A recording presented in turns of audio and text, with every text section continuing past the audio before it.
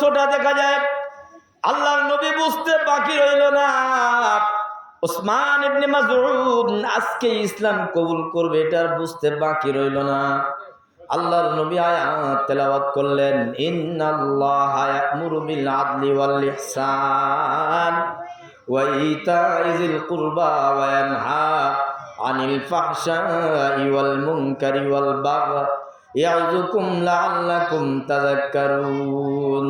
যেহেতু আরবি ভাষা কোরআনুল কারীম নাযিল হয়েছে, বাংলায় যদি আমরা কোনো সেন্টেন্স বাঙালিদের কাছে বলি বুঝতে যেমনি ভাবে বাকি থাকে না, আরবির আয়াত তেলাওয়াত করেছেন আরবি ভাষায় কোরআনের আয়াত, হযরত ওসমান ইবনে মাসউদের আয়াতের অর্থ বুঝতে বাকি না।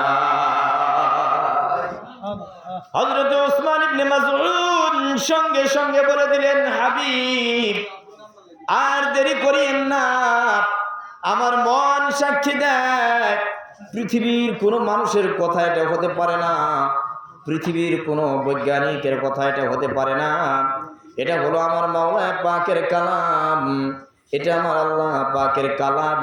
সুতরাং আপনি আপনার হাতের মধ্যে আমার হাতটা রেখে দিলাম, আপনি আমাকে পড়ায় দেন লা ইলাহা ইল্লাল্লাহু মুহাম্মাদুর রাসূলুল্লাহ সাল্লাল্লাহু আলাইহি ওয়াসাল্লাম। আল্লাহর নবী বলেন, ওসমান ইবনে মাসউদ তোমার দাম কত বাড়লো, তোমার দাম কত বাড়লো ওসমান, তুমি যে বেঈমান ছেলে এখন হয়েছে ইমানদার।